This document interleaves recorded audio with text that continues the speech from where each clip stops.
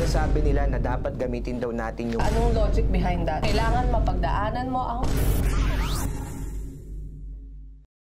Isa ka rin ba sa mga call center applicants na nahihirapang makapasa? Di naman sa pinag-overthink kita, pero kahit beginner ka pa lang sa call center, meron ng mga mock call. Kaya naman, for today's video, pag-uusapan natin ang tungkol sa mock call na yan. Yes, we will talk about mock calls, sure hire tips, all of the guides that you will be needing sa pag-a-apply sa call center, kaya panoorin nyo to hanggang matapos. This is Kuya Rene Boy, a BPO content creator. And this is Jamie, I'm one of the recruitment specialists here at Metacom. And don't worry, dahil pag natapos mong panoorin yung video na to about mock call guides and tips, siguradong makakapasa kayo sa pag-a-apply nyo sa call center. Make sure to watch this video until end. Without further ado, let's get started. Ayun, so before nga pala tayo mag-proceed, Kuya Rene Boy, napag-usapan yung topic natin about mock call. I think pwede naman natin bigyan ng shoutout yung mga meta-pips natin dyan sa ating comment section down below. Ayun. So unang-una, yes, hi, hello kay Mr. Roy Ventura. Shoutout din kay Bensrael Arangcon. What's up? Hi po, and hello din kay Shana Evangelista. At shoutout din kay Mary Ann Juan, ng mga solid Metapips viewers natin yung mga yan. Gusto nyo rin mabigyan ng shoutout or may tanong kayo, just comment down below para sa next video. Malay nyo, pangalan nyo naman ang pagkitin namin. So, pag-usapan natin for today's video, ano nga ba yung mock call, Jamie?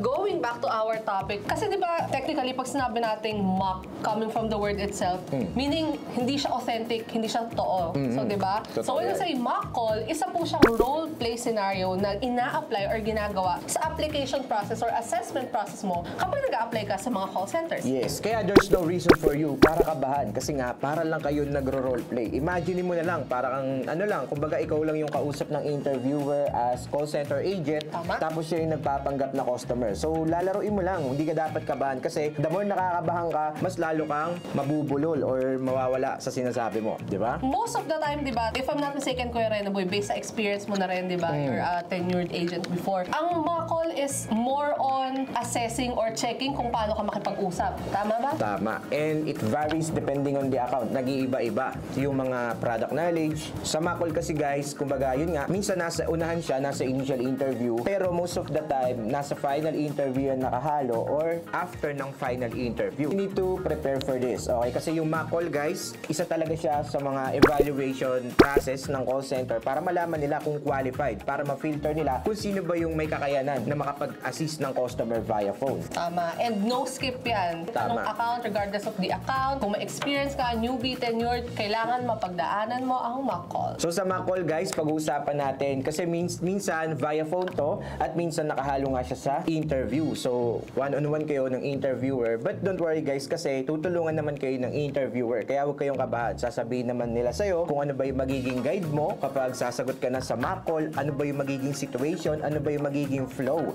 Kaya for today's video, iisa-isay natin, hihimay-himay natin yung mga tips para solid makakapasa kayo sa mga magiging mock call ninyo. So bago yan, syempre alamin muna natin kung ano nga ba yung mock call or basic call flow na kakailanganin. So tip number 1 natin, kailangan alam natin yung tinatawag na basic call flow. So sa basic call flow guys, para ka rin talagang call center agent dito. So hindi na kasi excuse ngayon guys na kahit wala kang call center experience, hindi mo na dapat alam yung mga to. Kasi basically kapag nag-apply tayo sa call center, yun nga, mag-assist tayo ng customers via phone. So at least kahit paano, alam natin kung paano mag-opening spiel. Maring Jamie, pwede mo ba kaming pakitaan kung paano yung opening spiel? Okay, so generic naman to. Usually ganito lang naman yung ginagawa. So greetings, di ba? Importante yan. So Greetings. this is how you can do it. Hi, thank you for calling customer service. This is Jamie. How may I help you today? So yun guys, napakinggan nyo naman na maigi. Kailangan lang enthusiastic tayo. Joyful kapag dinideliver natin siya. So thank you for calling and then company name. Tapos pangalan ng representative. Pangalan mo. Tapos susundan mo lang siya ng how may I help you or how can I help you today. Pwede naman. Pero most of the time, sinasabi nila na dapat gamitin daw natin yung may kumpara sa can. Okay? Bakit nga ba? Bakit kaya? Anong logic behind that? So yun, sinasabi kasi nila na kapag how may I help you, mas courteous pakinggan kumpara sa how can I help you. Tama. So that's the reason behind. And also, di ba, it's a must na merong greeting, magpapakilala ka at the very beginning pa lang ng call para of course, yung trust, di ba, ng customer customers, ay Yes. makuha mo na rin. Kasi syempre, you'll be providing, imaginein mo, ikaw yung customer, ipoprovide mo yung mga details mo, account number, ganyan. Tapos hindi mo kilala yung kausap mo. Yes, So I think, tama. di ba, parang naturally, dapat kahit papano, alam nung other line kung sino yung kausap nila. Yes, tsaka syempre nire-represent mo yung company mo. So Correct. dapat talaga doon pa lang mabibuild mo na yung character mo na kailangan mo maibigay yung opening spiel with enthusiasm. So kailangan masaya. So yung tipong makakakuha ka ng attention ng customer mo. Syempre kapag aantok-antok ka na nag-opening spiel, syempre mawawalan ng interest yung customer mo. Pati rin yung interviewer, magkakaroon siya ng negative impression kapag pangit yung pagkaka-deliver mo sa opening spiel pa lang. Okay?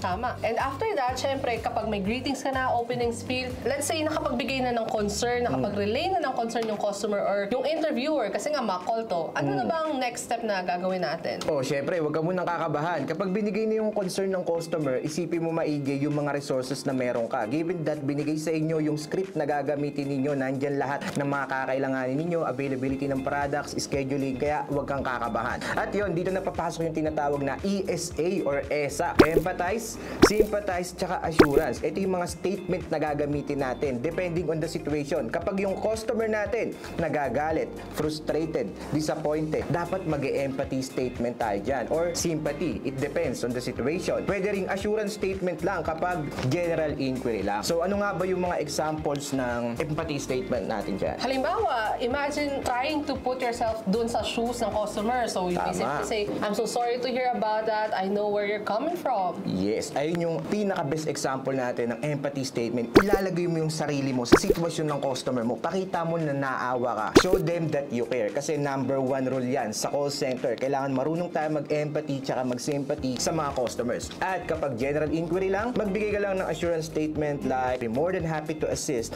and you're good to go. Ibigay mo na ngayon yung resolution. Papasok na tayo sa number 3 na part ng basic call flow natin. So ano nga ba yung number 3 na call flow na yan? I think ito yung tinatawag natin na account verification. Account verification, napaka-importante at napaka-critical ng part na to. Kapag merong account verification na kinakailangan sa script pa lang, sa papel, malalaman mo naman dun kung may account or wala yung customer. Siyempre, dapat i-verify mo yan. May nakalagay naman dun kung ano ba yung mga kukuhanin mong details. Kapag nakakanood kayo ng mga call center agent na gumagawa ng mga videos, di ba, parang mapapansin ninyo, nagtatanong sila, can I have your full name, Your SSN, account number, yes, yung mga ganon, yung mga 8-digit PIN, kasi inaalam nila yung account ng customer para ma-verify kung sila talaga yung kausap mo. Kasi hindi mo sila pwedeng i-allow na i-discuss yung account nila Tama. sa ibang tao. Kasi pwede kang ma-privacy. At Correct. delikado yan. Terminable For yan. security, di ba? Yes. Isa yung negligence sa call center na dapat nating iiwasan. I-verify natin lagi yung account nila. Kung kinakailangan ng 3 process, 4 process verification, susundin natin yan.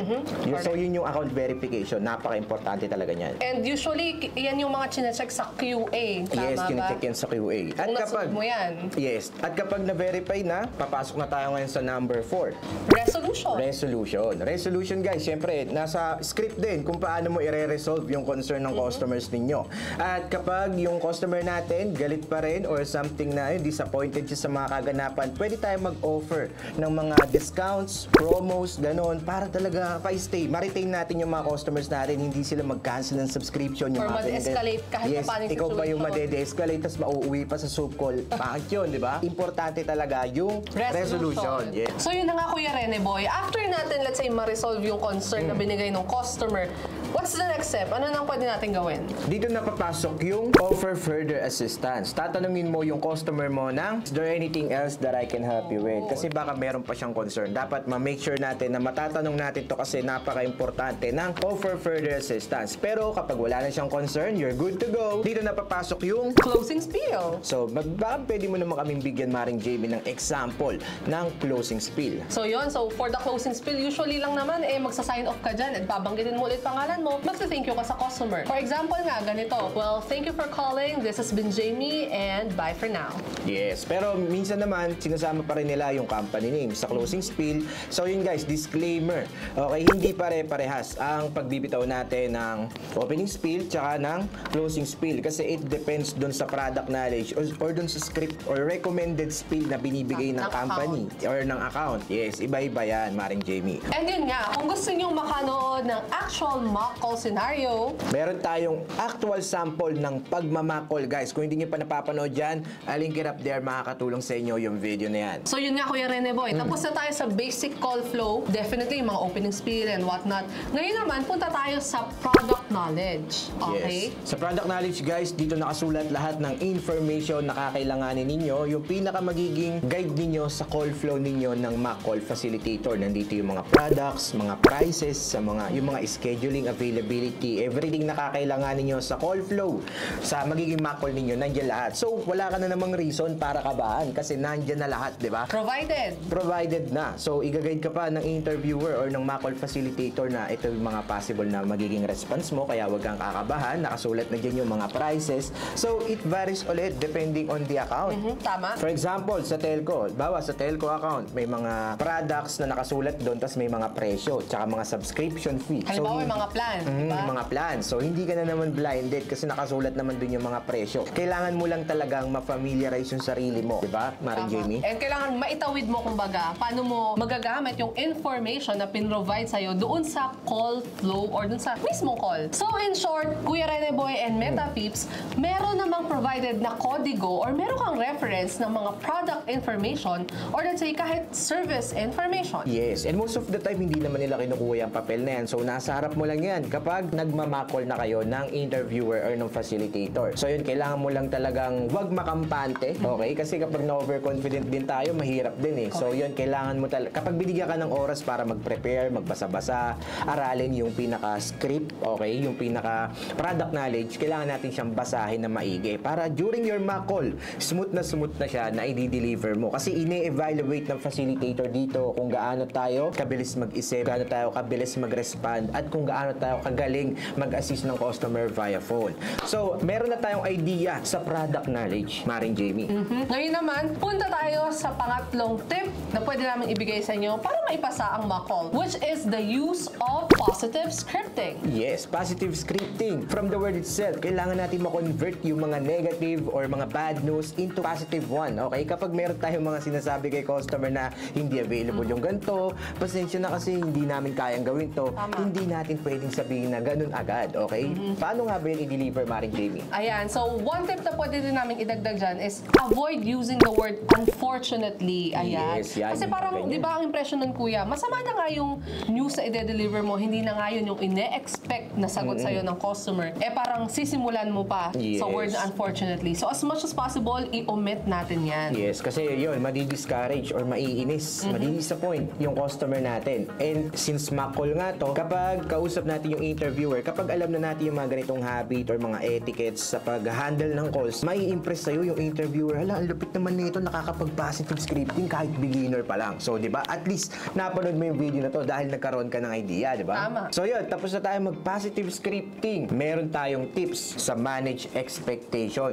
At syempre, bago namin ibigay ang huling tip for today's video, don't forget na i-like tong video na to at click subscribe button at yung notification bell para updated ka pa sa mga paparating na video ni Metacom Careers. And last but definitely not the least, sa listahan natin ng mga tips na pwede natin i-share sa mga Meta Pips is yung how they can manage expectation. Yes, pag ma-manage ng expectation ni customer, pwede natin itong gamitin as segue para mas makapag-isip ka pa ng sasabihin mo sa facilitator. Pag dumating yung time na parang nahihirapan ka na mag-isip na mental block ka na. may mental block ka na, ganyan, pwede mong i-hold yung call, okay? Kapag nagmamakol kayo. So, pwede mo bang bigyan sila ng sample spiel para dyan? Okay, so ganito lang yan. Pwedeng sabihin na, is it okay if I'll put the call on hold for a minute or two? Don't worry, I'll get back to you. I just have to pull up the tools and the references to help you better with your concern. Yes, and sa totoong buhay, valid yan, guys. Kapag naging call center agent na kayo, darating talaga yung time na kailangan yung i-put yung call on hold para makapag-isip pa or para ma-check yung account tsaka yung mga necessary references ni customer bago ninyo sabihin or bago kayo mag-respond sa customer kasi baka mamali kayo. So yun, dito rin sa pag-manage expectation,